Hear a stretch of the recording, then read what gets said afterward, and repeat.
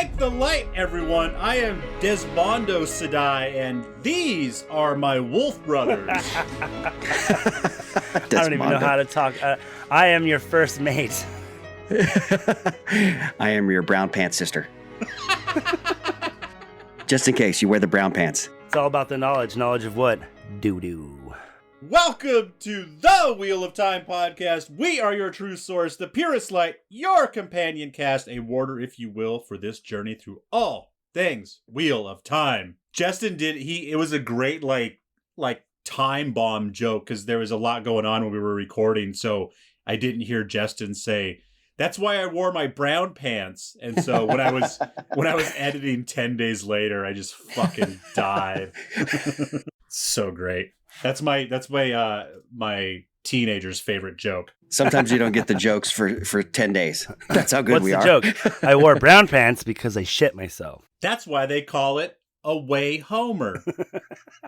Today is a very special day. We are going to talk about Bayle Domon. And I have a special place in my heart. I don't know that if he had just showed up in the first season, I would have been like, oh, actually, I might have fallen in love with him too, because he would have been kind of a departure from the journey we were on. But not hearing word one of him and then listening through the book and then him popping up, that was the first time I was like, you motherfuckers. Rafe, how did you leave him out? I know. What made you, but was it because he wasn't in? That would be so slippy of you. Like, was he in? Oh my God, I love him so much. And like, that's so you, dude. That's like some sort of adaptation, and then somebody was left out that you loved, or vice versa. And like, yeah. What? Did the book make you love? I guess it had to be because he's not in the fucking show yet, but yeah, totally. Great question. Great question. He was such an Easter egg that it was just like, oh, yay, my little Bayle Domon. He's actually, like, it's funny that you picked, he's really important to the story, actually, in like very, like, it's like, I don't want to say in minor ways, but like some of the stuff, it's like, he's a part of things from the very beginning, pretty much, I think, to the very end. But like, you know, just the stuff that he has come across and some of his conversations are very, very important to like the history and explaining things. He's like the ice pepper spice that gets dropped into the middle of the stew because you have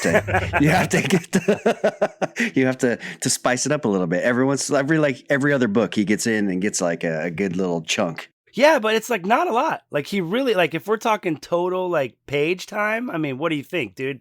20 minutes? Half an hour max? Maybe. Yeah, maybe. Like, you know, I remember him. Well, so I know that he gets tasked with getting rid of the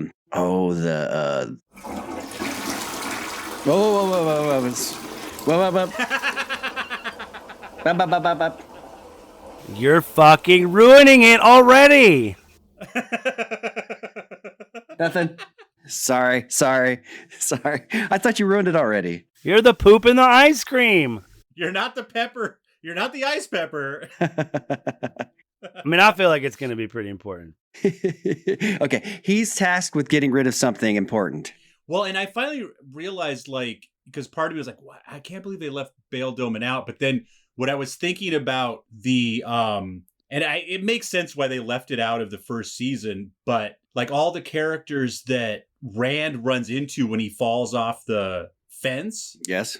Like it sounds like most of those characters are going to get a decent amount of screen time, but to bring them in the middle of season 1 for an episode for people who they're going to have to pay for 2 seasons later. Yeah. I think that's where a lot of the condension of the story is going to come in. Like, you know, Galad has big parts of the story, but then he's just non-existent. Same with Gawain. He has like big parts of certain books and then he's just not there, you know? So yes, you know, they will have a lot of, Elaine's the same way. She's there and I hope they drop a lot of the stupid shit with Elaine. Oh, there's so much of it too. I know. Cause she has some really great stuff. Like Elaine has some really great shit. And then she's got to dumb it.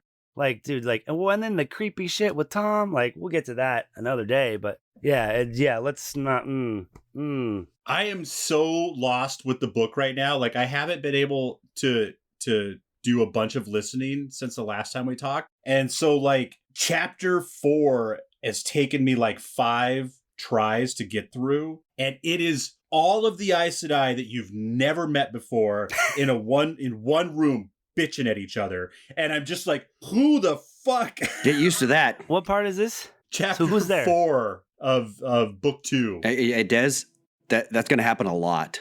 Yeah. You're like, wait, who's this person? Yeah. Who is the Aes Sedai that are arguing? All of them, as near as I could tell, like the whole, like, and it wasn't even like they were out loud yelling. It was a lot of just the writing of like, so and so is glaring at so and so because at one time, you know, when they went through Aes Sedai school, They were in Aes Sedai school. and so like I couldn't have picked the worst chapter to like piecemeal through. Unless there was a baby in it. Where's that baby? Where's he at? What is the deal with that fucking baby? Tell me about that fucking baby. Yeah, no, dude. It's funny because Great Hunt, it's kind of like, it's got some really great stuff at the beginning, but it almost stumbles out of the gate a little bit. It's almost like he was kind of like, oh, fuck, I got to write another one of these, you know? It's like, I almost felt like Eye of the World was like, well, you know, I'm writing a book. Yeah. And he did it so it could stand alone, and then if people really liked it, it could go further. And so that's when I feel it was kind of like, it stumbles a little bit out of the gate. Like, not stumbles because the story itself is good, but it's almost a little clunky feeling. Yeah. And then except for the parts like, you know, the blood calls blood thing, like how much wall space did they have, and how many people got drained of their blood to write this fucking little sonnet, this little soliloquy, you know, like that kind of stuff. It's silly, contextual, but once it starts to roll, you know, Rand and Loyal go off hunting the horn. It starts going kind of. That's when the Great Hunt is when I liked the Eye of the World. The Great Hunt is when I was like, fuck, dude. And then you get to the Dragon Reborn, and then it's just like, Dragon Reborn's kind of the same way. Starts a little clunky, like a little slow. You're just kind of like, what's going on? I don't know what's going on. And then it's like, holy shit, it's all happening. I read something that said he imagined a 6-book series, which makes a lot of sense because you got to get the first one out of the way. You got to hit the first one out of the park. Right. There's no way they could have done this in 6. 8 maybe if he cut out a bunch of shit, but I don't know though. But you guys have talked about how, you know, the middle 5 are a lot of redoing. It's just a lot of stuff that's important, but you know, he takes way too much time to set it up. I mean, that's part of what makes it good as a whole. Well, it's what makes it a world that like feels lived in. Yeah. It really fleshes everything out. And it's like, gets a little bit like, but there's so many, those books that are, I mean, I don't know, correct me if you think differently, Jeremy, but those books that are the slog, they're hard. But the important things that happen in them are so fucking important.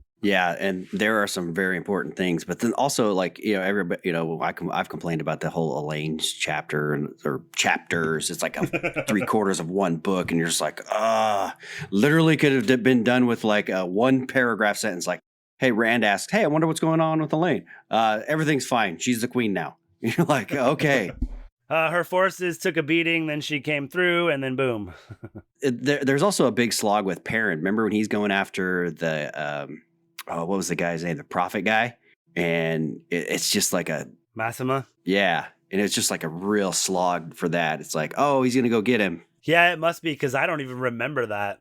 It's chapters and chapters of like 2 books. And well, and when he's going back after Fail too, it's like, it's pretty fucking drawn out. It's good, but it's like, it's way longer than it fucking needs to be because they have her in the camp and like building her little army, which I could fucking do without. And then it goes with all games at Game of Thronesy with people getting murdered and all that stuff. And yeah, there's just a lot of it, you know. It's like, not that it's bad. It's just you could clean it up real quick. Done. Seemed like it. Well, and when you guys going through it in real time. Oh yeah. Like it's like, well, it's going to be 2 years before the next book, so let's gobble it up. And yeah, dude, no internet, no spoilers, no YouTube to talk about it. You're just like, And I'm trying to cram 15 books in the next reasonable amount of time. If you could hurry up, that'd be great. Well, it's even different, Des, because what we would do is I don't know if Justin did this every time, but I did it every time. So after the 3rd book, they were all done. They were already out. So I had to wait for the fourth book to come out, right? So when the fourth book comes out, I was like, well, it's been like a year. I'll just reread the three books. Just reread all three of them. That's what I kept doing every time books came out. Every single time the books would come out, we would reread all the way from the beginning. So by the time you're at like the 12th book, you're like, I gotta slog through that 8, 9, and 10 book again. You're like, ugh. I started to skim once we got that deep. I'm like, oof. Because you guys were saying that the latest book that came out is the only one you've only read once. That's correct. And I'm actually looking forward to, when we get to those slog books, because I'm going to listen to them again. And I think there'll be a lot of nuanced stuff that will be picked up because I'm kind of listening to it with new ears, not new ears, but, with kind of fresh ears. Like, okay, I'm actually looking for stuff that I didn't catch. And then I think there'll be a lot because there's a lot of times when there's stuff going on. I'm like, why? I don't understand why he's writing this. And there's so much more and now we have these conversations, you have Twitter. So yeah, I need to get more on Twitter too. So if you have time, always feel free to get on that. Deeper gets deeper. Yeah. I as usual, I come and go on social media. I'm in a dip right now. I'm trying to pick it back up. But for the show today, we're going to be talking about Bayle Domon. We're going to talk about Bayle Domon, my man. We dug up we had a lot of clips to choose from. Justin's usually fairly straightforward about what clip is going to introduce a character the best, but Bayle Domon sounds like he's got a couple wonderful drop-ins. And this is this the one where he's explaining snow to some poor girl? He's talking about that. I mean, I can't remember what else this clip was about. It's just an excuse for us to talk about Bayle Domon. Help me out, Jeremy. Fuck. This is just a short clip talking about he's back in Ilion, and Ilion's very far south, and so they don't understand anything. It's Ilion's kind of like New Orleans. That's what I would think, right, Justin? I was gonna say like an island in the Caribbean. Hey man, what's going on over there on the mainland? That's true. Oh, there's fucking zombies. Everybody's dying. No problems here, no man. problem. It's fine. No problem, man. 50-50. In New Orleans, they have shamans, but they don't believe in snow. That's true. They don't believe in snow. They believe in beads, boobies, beads, boobies, and zombies. Bourbon. Voodoo. Oh, voodoo. Thank you. That was I knew shamans and zombies wasn't right, but shamans and zombies. I think that's voodoo. That equals voodoo. Yeah, that counts. You're from where? Africa? Oh, okay. You were a doctor there? Okay, I'll call you if I get invaded by evil spirits. What chapter and verse is this? Oh, geez. You had to go and ask. I did. Yeah, blah, blah, blah, blah. So another chapter called Leave Takings in the second book. Weird. Okay. Yeah. It's chapter 9, Leave Takings, and we're looking at 3201 on the timestamp on the chapter. And like Jeremy said, it's the Bayle Domon talking about things and stuff. Is this the Great Hunt? Yes. God damn it. The Great Hunt. How great is this hunt? It's so great. I saw a robin dipping his worm in nesty. That doesn't fit. Shit. It's so great. They had snowball fight on. But tell me more about the snow, Bayle. Oh, my little lad. So yeah, this is just an excuse for us to talk about Desmond's. I think going to be man crush in the show. Oh, now you're freezing, Justin. Unless Billy Zane shows up. Oh, Justin's frozen. No. Finally, we get to speak. Hey, I heard that, you prick. Oh, we lost him for good. Look at that. He gone. He's got to reset. I'm using my phone tethered to my computer. That's how bad mine is. He's back. Oh, is he? No, I dropped. So. Oh. Uh-oh. Usually he comes. It shows up and then he'll pop on. Well, usually I have to let him. I guess I already let him in, so he's like a vampire. I already yeah, you invited him in. I already invited him to my house. Now my powers don't work with him. Am I still here? Hello. There you go. I'm back. What do you live in the fucking woods or something? Yeah, I do live in the woods. Literally in a field. There are no wires to my house. I am fully wireless interwebbing. You steal the internet from your neighbors. That's how you get on. No, fuck you. I ran a cord to the McDonald's. No,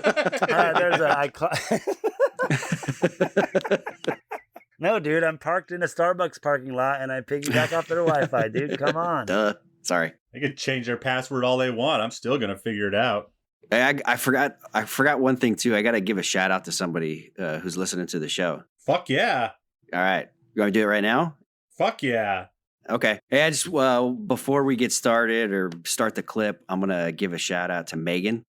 She's been listening to our show. She's a friend, and right now she's driving cross country with her 7 kids and her husband Jeremiah, Wow. who's they're both saints doing a cross country trip with their kids, but they're staying entertained by listening to us. So hey, That's pretty cool. they also you guys already shouted her out because she left a review. Oh, that was her? She left a review. It was Megan Mom or Oh. something like that on episode 6. Yeah. Very cool. Well, what's up, Megan? Drive safe. Thank you, Megan. Yeah, stay sane. Jesus. Make your kids write reviews too. She's got good kids. Well, Megan, please, you can always hit @ParchedAilman on Twitter or thankthelight@gmail.com and let us know what you want us to talk about, what you want to hear us talk about. Yeah, and it's kind of good because she's obviously a lady, and she has different I'm sure some of her favorite parts are completely different. Of the books are completely different than our favorite parts, and yeah, hit us up, Megan. Mama Meg is still our one and only review. We've gotten a couple of stars, That kind of hurts. but she's the only one who's taken some time to tell us. So if you actually listen, review us because it will make us feel better about ourselves because I'm going to go cry now. Exactly. Exactly. I will publish a whole episode of Justin crying. Yeah, I'll do it. Interrupted. It's horrible sounding too. Only interrupted by an occasional bong hit.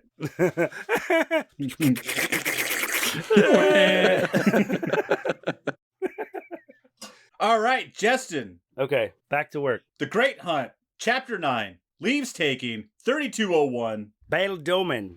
Bayle Domon.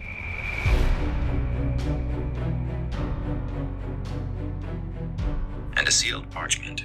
The pouch clinked heavily as he pushed them across the table. The big red wax circle holding the folded parchment shut bore the many-rayed rising sun of Kyrian. Give This that is it. seal unbroken to the port captain of Mayen, and he will give you 300 more and your passenger. I will hand over the remainder when your passenger is delivered here, so long as you have made no effort to discover that personage's identity. Fortune, it'd be worth the voyage if there be never another penny beyond what be in that sack. He suspected that if he probed a little more, there would be other hints, that the voyage involved hidden dealings with Ilion's Council of Nine and the First of Mayen. And there were many in Ilion who said it was time for another war, that Tyr was taking more than a fair share of the trade on the Sea of Storms, a likely net to snare him if he had not seen 3 like it in the past month. He reached to take the pouch, and the man who had done Are all you the drinking talking caught his bourbon, Jimmy? wrist. Domon glared at him. You must sail as soon as possible, Captain. At first light, Domon growled, and the man nodded and released his hold. Remember, discretion keeps a man alive to spend his money. But he knew that dark friends had been after him since before he left Marabon. Dark friends and Trollocs. Of that he was sure. The real question, the one he had not even a glimmer of an answer for, was why. Nita did not believe in Trollocs. She did not believe in snow, either. No trouble, Nita. He untied the pouch, dug a coin out without looking, and tossed it to her. So he goes and he's like, I'm out of here now. He's like, oh, I'm going to leave in the morning. And then he goes, let's fucking go. Anybody who's in the city, if they're not here, in this amount of time, they're getting left. We're getting the fuck out of here. As soon as we got enough men, we're out. And I think that's just like his kind of sixth sense because, he do be a pirate captain.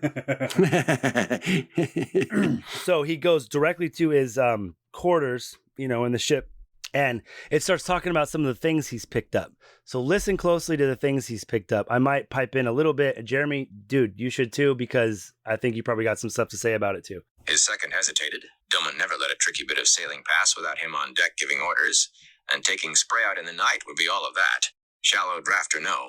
In moments, the sounds of Yarn shouting orders and bare feet thumping on the decks overhead penetrated Domon's cabin. He ignored them, even when the ship lurched, catching the tide. Finally, he lifted the mantle of the lantern and stuck a knife into the flame. Smoke curled up as oil burned off the blade, but before the metal could turn red, he pushed charts out of the way and pressed the parchment flat on his desk, working the hot steel slowly under the sealing wax. The top fold lifted. It was a simple document, without preamble or salutation, and it made sweat break out on his forehead. The bearer of this is a dark friend wanted in Kyrian for murders and other foul crimes, least among them, theft from our person. We call upon you to seize this man and all things found in his keeping to the smallest. Our representative will come to carry away what he has stolen from us. Let all he possesses, save what we claim, go to you as reward for taking him. Let the vile miscreant himself be hanged immediately, that his shadow-spawned villainy no longer taint the light. Sealed by our hand, Galdrian Suriatan Re, King of Kyrian, Defender of the Dragon Wall. So the king wants Bayle Domon dead. And he has something very important. He's about to list off some stuff that he has. See if you can guess what it is. He examined the seals and signature minutely, holding the document close to the lamp, with his nose all but brushing the parchment. But he could find no flaw in the one, and for the other, he had no idea what Galdrian's hand looked like. If it was not the king himself who had signed it, he suspected that whoever had It had was. made a good imitation of Galdrian's scrawl. In any case, it made no real difference. In Tyr, the letter would be instantly damning in the hands of any Ilianer. For a moment, he thought of putting the parchment into the lantern's flame. It was a dangerous thing to have, in Tyr or Ilion or anywhere he could imagine. Digging into his chest, he set out on the desk what he had bought in Maradan. A light stick, left from the Age of Legends, or so it was said. Certainly no one knew the making of them any longer. Expensive, that, and rarer than an honest magistrate. It looked like a plain glass rod, thicker than his thumb, and not quite as long as his forearm. But when held in the hand, it glowed as brightly as a lantern. Light sticks shattered like glass, too. He had nearly lost spray in the fire caused by the first he had owned. A small, age-dark ivory carving of a man holding a sword. The fellow who sold it claimed if you held it long enough, you started to feel warm. Domon never had, and neither had any of the crew he let hold it. But it was old, and that was enough for Domon. The skull of a cat as big as a lion. That's because it's a and so Tur it angle was for turned to males who stone. could channel. But no lion That's had why ever no had one else felt fangs warm when they almost held it. Tusks a foot long. The skull of a cat as big as a lion, and so old it was turned to stone. But no lion had ever had fangs, almost tusks a foot long. And a thick disc the size of a man's hand, half white and half black. A sinuous line separating the colors. The shopkeeper in Maradan had said it was from the Age of Legends, thinking he lied. But Domon had haggled only a little before paying, because he recognized what the shopkeeper did not. The ancient symbol of Aes Sedai from before the breaking of the world. Not a safe thing to have, precisely, but neither a thing to be passed up by a man with a fascination for the old. And it was Heartstone.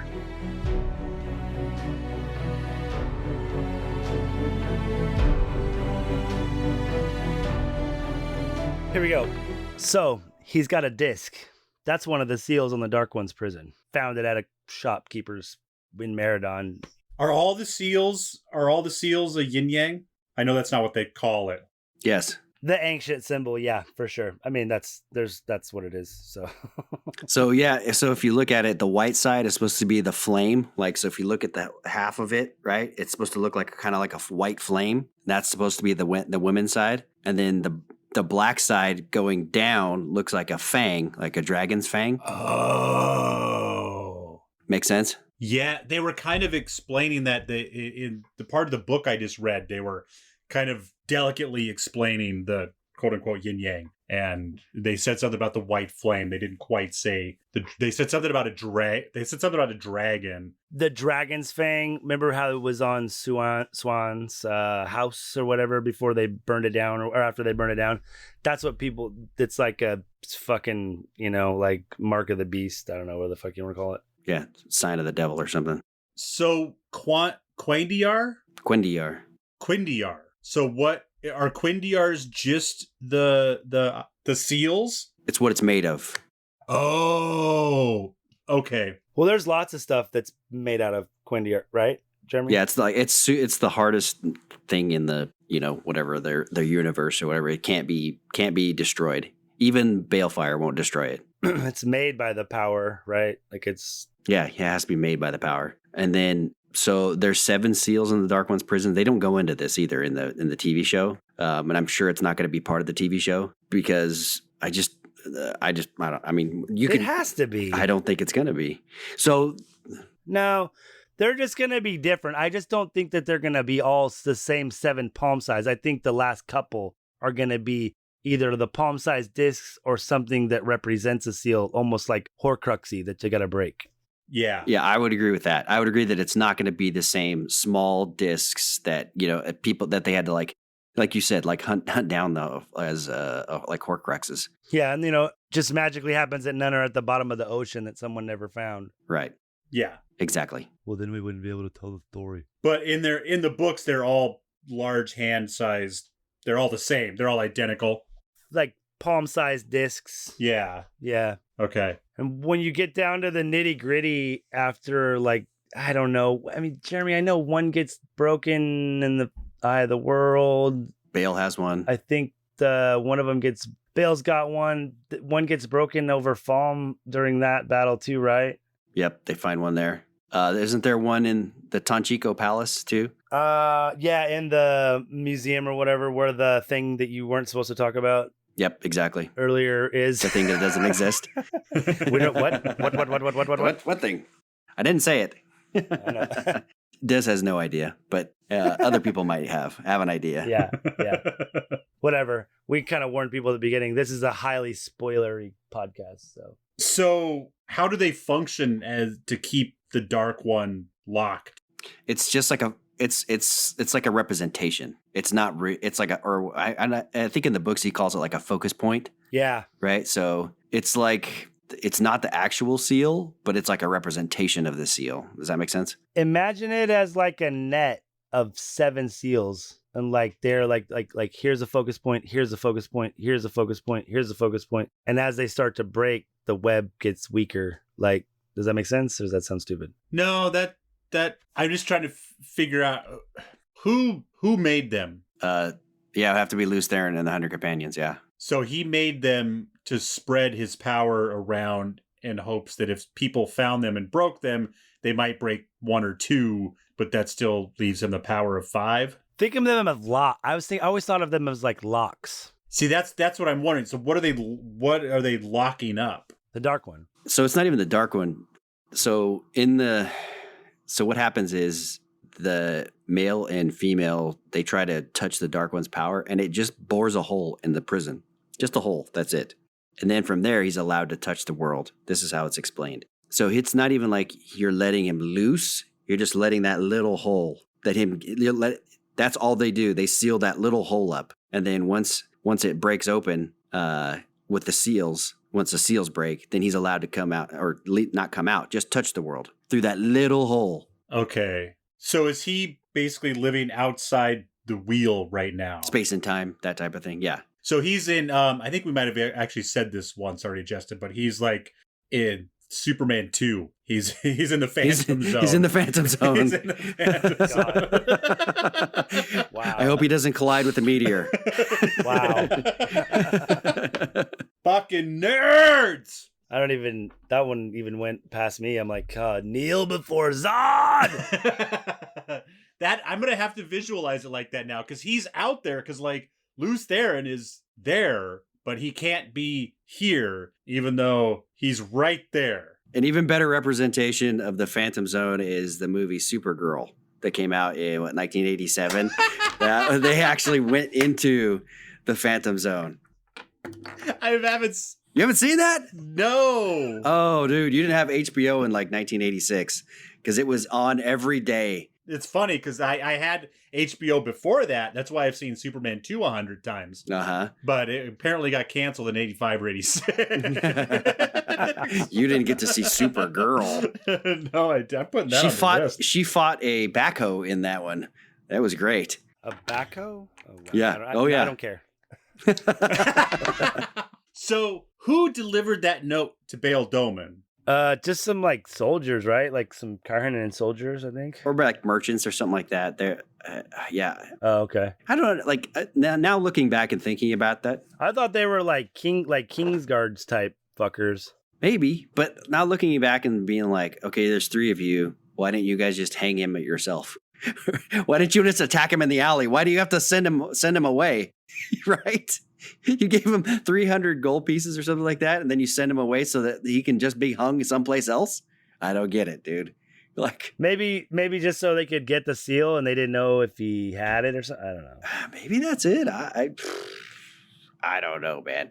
I'm trying to figure out like what was your end game there, Mr. Jordan? I had to write 4 chapters about this, mostly. But yeah, no, all that shit. I took it as the thing like he never felt warm, that it was like a angry elf for men. Yeah, that makes sense. You know, because like, well, you didn't feel nothing because you can't channel.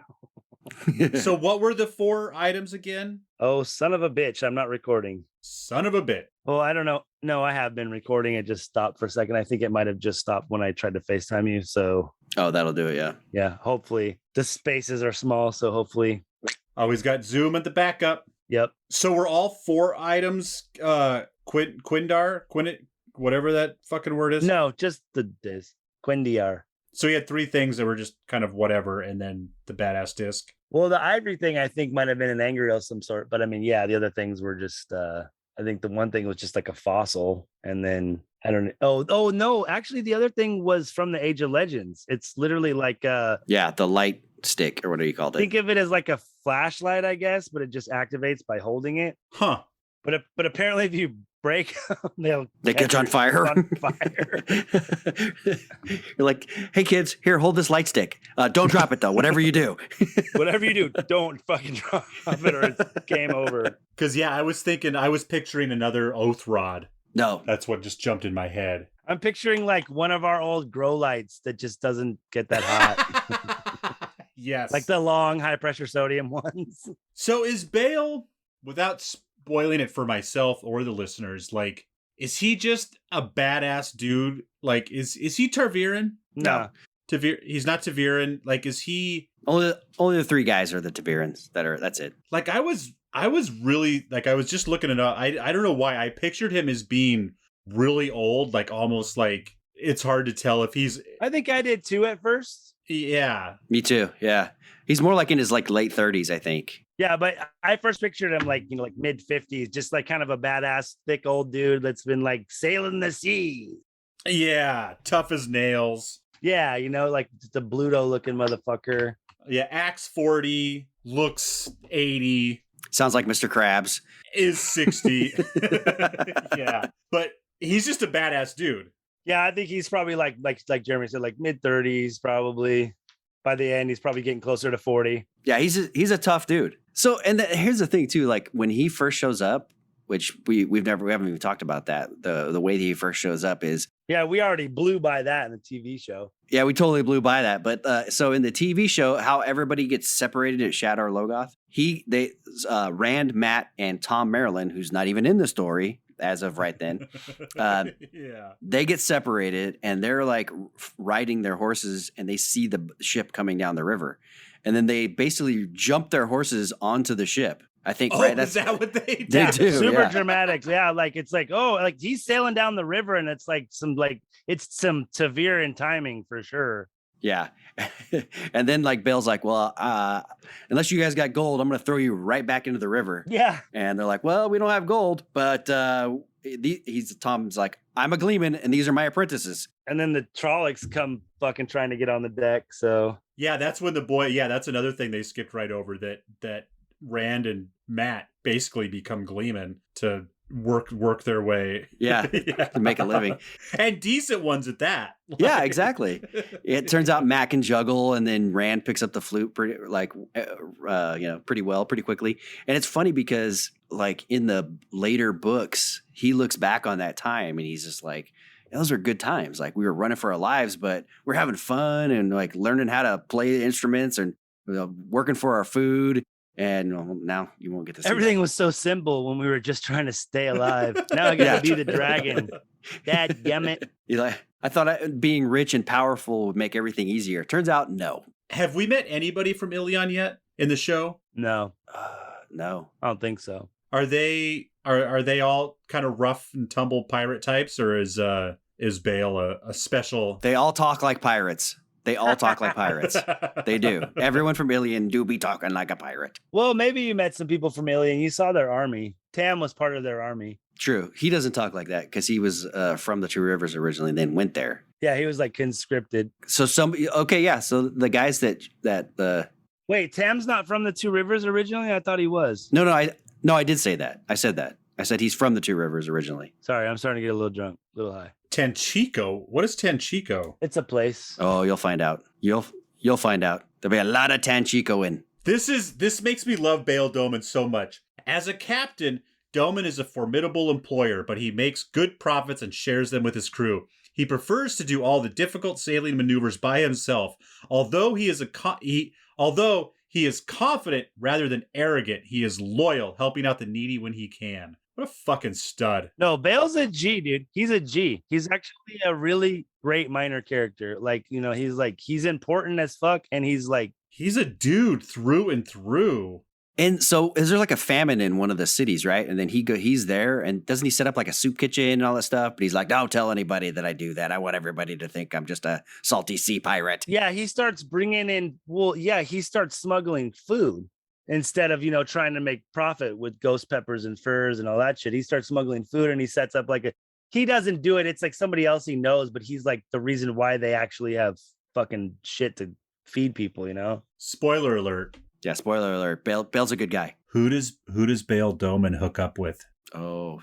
Eganin. Who the fuck is that? She's a Sean Chan.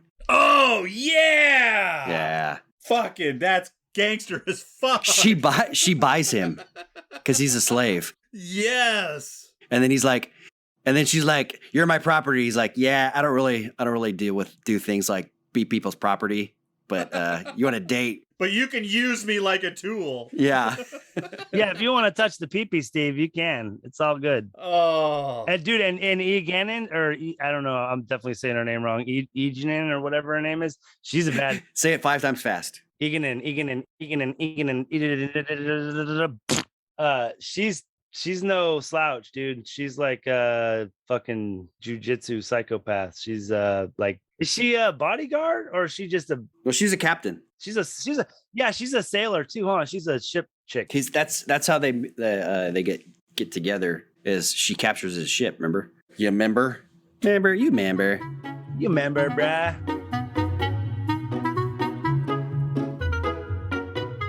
Sorry, it's driving me nuts. I can't figure out who this fucking actor's name is.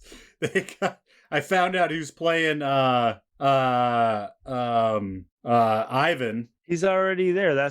Ivan is Baron's warder, right? Maybe. Jeremy. What? Sorry, I'm reading something. What was the question? Jesus. Is anyone engaged in this fucking podcast? I'm reading something about the Wheel of Time. Ivan is Baron's warder, right? That's what I'm reading about. Yes, Ivan is no. Ivan is Alana's warder. Mm-hmm. Okay. Oh yeah, Tomas is hers. So in the book, it's Ivan, and it's not the guy name that Maxim they or say whatever. That Maxim, yeah, that's not it. It's Ivan and like Torum or something like that. Tomas, isn't it? No, Tomas is Varen's. Is Tomas Varen's? I think so. Man, now you got me thinking. That's terrible.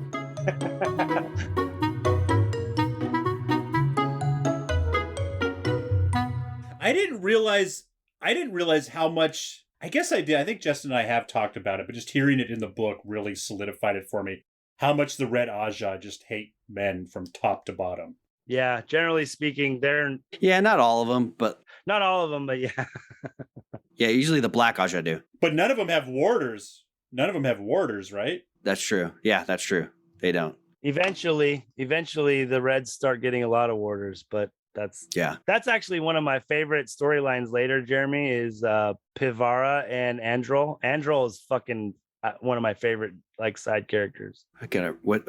So before I go any farther, Owen was the other. It's Ivan, and Owen. Owein. All right. Any final? This is definitely just going to be a one episode. Any last thoughts for Bayle Domon? Make something out of that, Des. That was like a rambling out of nowhere. We didn't talk about anything other than how cool Bayle Domon was. Dude, that's all we do. That's what this show is all about. We pick one thing and then we go off on tangents and then we bring it back together. But just like with the books, get ready, fuckers, because I think every time a new season's about to come out, we're going to do an official rewatch. Heck yeah, let's do it. That sounds awesome. Oh, okay. So in November, we'll rewatch season 1 before season. What do you mean? We're going to right before the season starts, just like we did with the books. Rewatch commentary or what do you mean? No, we'll watch it. We'll watch it and then talk about it. Oh, you know what you should do too is watch those Origins that Justin was talking about, we could make a whole. If we watched every single one of those, I mean, we could probably make like 2 episodes out of that. Dude, we could make episodes out of someone by themselves, like the one where the swordsman and the quarterstaff, like that's got relevance all over the fucking series. Yeah, it does. So Actually, it was brought up, right? Wasn't in the first season already? They brought it up. no, Maybe not. Maybe it was that. Maybe I'm thinking of that. Where do you watch the Origins at? it's on Amazon. Oh, they are. Oh, yeah. Fuck yeah. Yeah. I don't know why. I thought those were obscure, short YouTube clips. I was like, oh, we can talk about them, but whatever. Well, let's wrap this up. What are we talking about next? I think we should talk about Origins. Heck yeah. Let's do it. What? Well, we're not going to talk about anything on this. We're done with this recording. I know, but are we doing a second episode? No. Jesus. This one went a little bit long, and instead of Just like I got drunk for nothing. Yeah, no, that's okay. if you got something quick you want to talk about, we can bang out a quickie. I mean, we could do whatever, but no, that's okay. Get on with it. We should cut that last part. Thank you for listening to our podcast.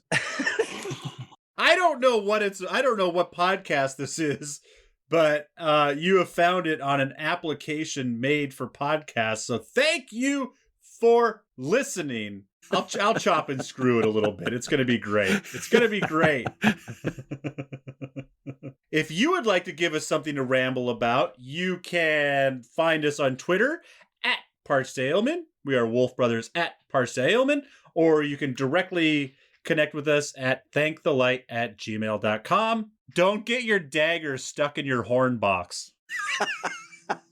You know, that's good advice for anybody. That's pretty good. I mean, I got really nothing to disagree with there. I mean, it's like you can apply that to a lot of things in your life.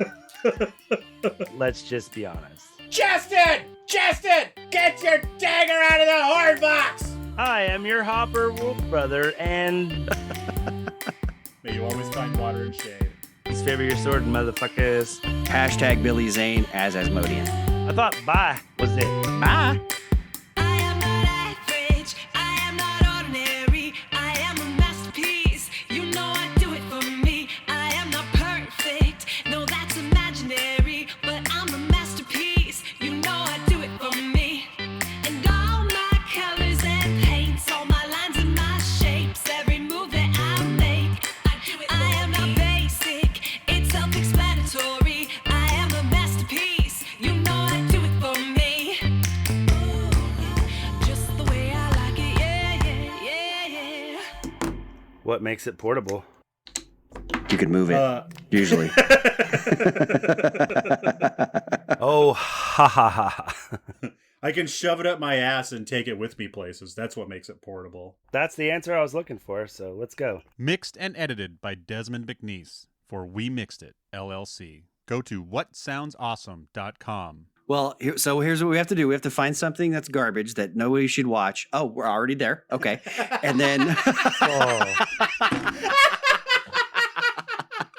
Why the fuck did we invite this asshole?